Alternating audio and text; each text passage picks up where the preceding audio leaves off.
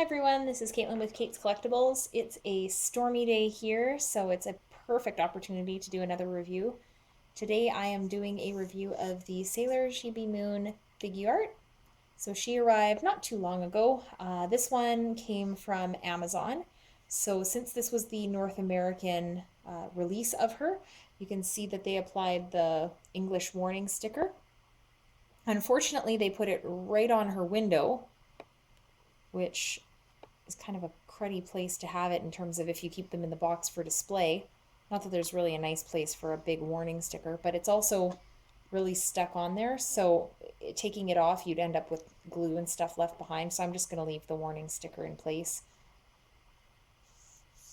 Now, Chibi Moon is much younger than the rest of the Sailor Senshi, so she is a much smaller figure, and her box is smaller as well. You can see the official sticker right down there. And you've got her name, the logos for Tamashii Nations, Bandai, the 20th anniversary, all that other stuff we're getting used to seeing. The box is obviously very, very pink since she is the very, very pink soldier. And I like that they have little heart details here and there on the box. You'll see as we come up to the top, there's some heart details here and there. I'll tip to the top so you can see there she is in her little cutout and her transformation pose. And then we'll go sides. So a couple of different poses for her here as you scroll down. Same thing, the hearts around her.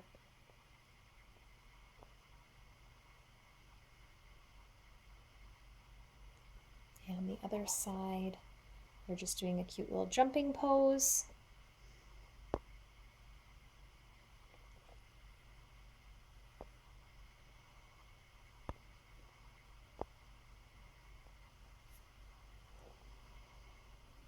And then as we scroll around to the back, a couple more, her little attack phrase, posing with her wand, different faces, all the usual stuff that we're getting used to seeing on these boxes. And another great big warning sticker slapped on the bottom. So now, short of opening her to see what she came with, I haven't actually put her stand together yet, so I'm gonna unbox her now. So much like the other figures, she's got a colored backing piece, which is a little beat up actually, and in behind that the usual paper it comes with to show there's different hands, different face plates, how to connect them. And I think this is an interesting little warning there too. The wrist connection, they point out being delicate for this hand, so when you're putting stuff in, not to be too aggressive.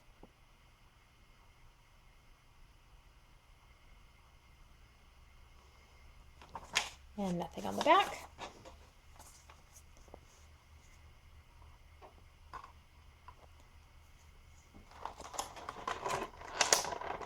Now, Chibi Moon isn't my favorite character in this series, but I do have a little bit of a fondness for her, seeing as how she's Sailor Moon's daughter from the future.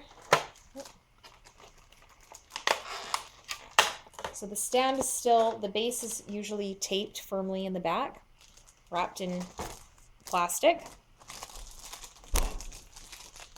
And I'm just gonna rip that open here.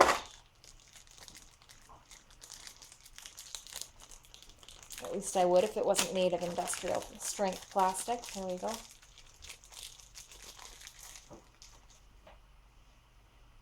So as you can see, the base here really complements the rest of the ones in the line. It looks to be quite a strong pink in this lighting, but it is really more of a pale pink, almost a pastel with like a little bit of a hint of a lavender. She's got the heart symbol in the center there for her. I'm surprised they didn't actually put like a little crescent moon inside the heart, because she is Chibi Moon, but hearts are more of her predominant thing. And then the usual little stars. So you can see there's the two pieces here that are kind of the legs, so to speak, of the stand, and then where the arm is going to connect in. Now for her, the arm piece is actually hidden in behind the face plates and the hands here. And for her, what they've done is they've put one casing that holds the faces and the hands in place. So there's one piece that holds all of these on the top. So it's likely to do that pop-o-matic thing when I try and get it open in a bit. And then under there, you can see there's the spot here for the arm. So that's a nice tidy place for them to put it.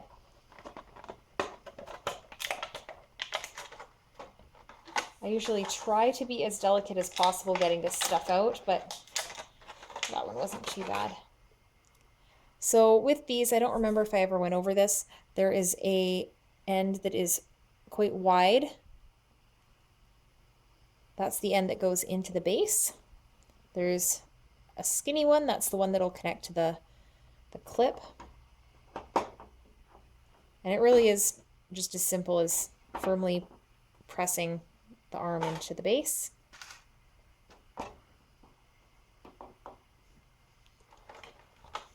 Now the little grip connects here.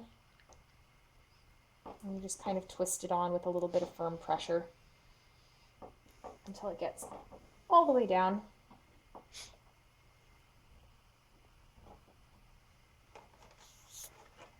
So now we can take a look at the figure herself. So she is much smaller than the other figures. She has a really nice shimmer on the color on her outfit there. It's got a nice like pearlescent shine, you can see that.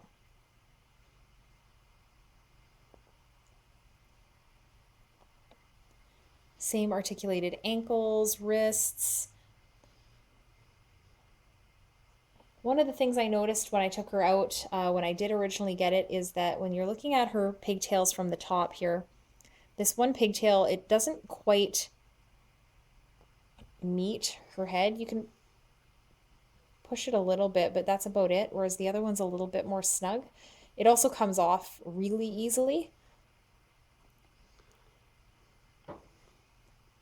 What I was kind of instantly, I guess, a little disappointed in is if you look at the color of her hair on the box art and some of those poses, you'll see that in person her hair has these, this isn't just a reflection, this is sort of a white paint, almost like they tried to give her hair a constant bit of a shine to it. But as a result, like if we zoom in right on her pigtails here, see how white that looks? So she's got the Odango shields, and then she's got the white part that's like the rabbit, but then we've got this whole section here that looks really white, almost like the paint was rubbed away, and similar on the other side. So I'm not a really big fan of that. I think it should have been a solid pink, a little bit more strong. Same with like at the tips here, right? Like it goes down to white. I don't particularly care for that. I do like that they captured her little ear curls. And I've got the set of bangs on her that has the barrettes. She does come with another set that doesn't have any.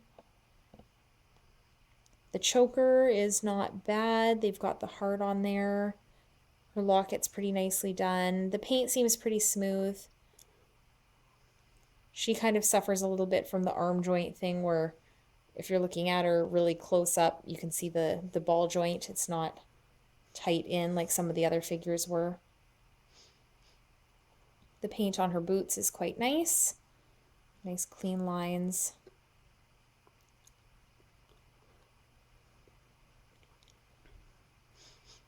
And same with on the back. And her hair does articulate a bit, so I guess if you wanted her doing some kind of a pose where her hair was theoretically, I guess, blowing, you could turn it so that it came up like that. Sort of like if she was transforming, basically.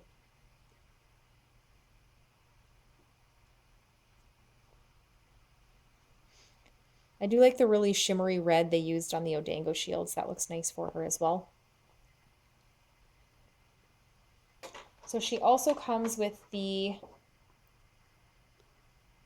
pink sugar rod. And they did actually distinguish front and back on this. So this is the front.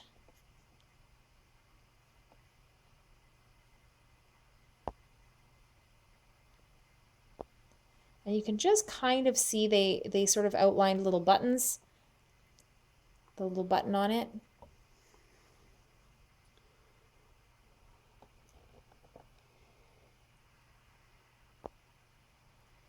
They did a nice job with the star on the top. The paint's pretty clean considering how small everything on it is.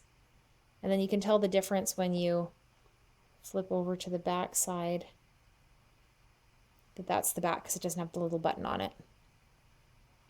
So it's kind of neat that they actually distinguished front from back. I didn't expect that they would take the time to do that. It would probably just come out all looking like one piece, but nope. She comes with an extra set of bangs, which is where you'll find the little pigtail pieces for her ears attached to. So tuck those right there. So there's no barrettes on this set of bangs for her. This is the ones she came in the box with.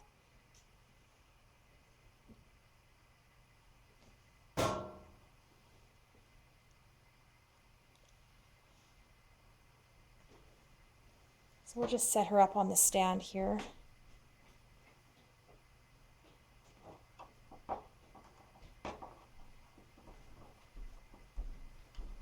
So I do like that the figures in this line are supposed to be to scale. So when you place her alongside the other ones, she's going to be much, much shorter than the rest of them. Which is okay. I'm wondering if down the road, as mentioned in one of my comments, if with doing the super versions of the soldiers, if they'll end up doing a version of Saturn that's, you know, height adjusted for how she is after she comes back, because in her super transformation she is a lot closer to Chibi Moo's height, but they did her S version originally, so she's much taller. So if they do any future versions, I hope that they make some adjustments, mainly in terms of her hair, as you can see with the white that I pointed out. I don't really care for that. I'd like to see it a more solid color. It just looks like she put some kind of weird whiteout streaks on her hair.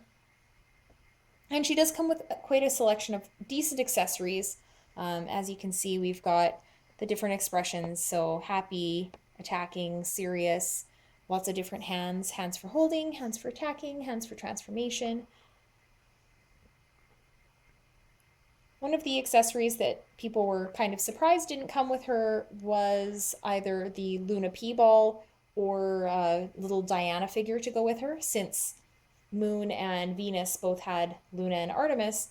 However, Diana didn't come in the first time we see her in R, so not really sure why they didn't include one of those accessories. I guess because they're focusing mostly on S in this version of it. So again, that's something they could include with a super version of Chibi Moon. All in all, though, I am happy with the figure. She does feel perhaps a little bit more flimsy than some of the others, but I think that has more to do with her size, just because she's a more petite figure. Definitely will look nice lined up with everybody else. And if you are collecting the Figuarts series, obviously kind of a must-have if you're trying to get all of the characters.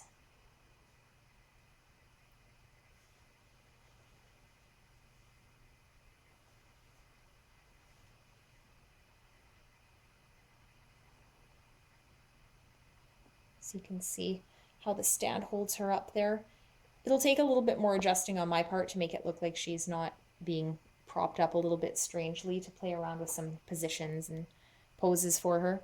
But all in all, pretty pleased with how the figure looks and how everything turned out with her and how she's going to line up with everybody else in the collection. So if you have a favorite figure so far from the Figuarts series, let me know. Leave a comment down below. Don't forget to like, share, subscribe my video. I'm also on Twitter at Kate's Collectible, so you can take a look for me there, and I will be happy to respond to any tweets I get as well, and I'll be trying to remember to tweet out when I've got a new video. Thanks for watching.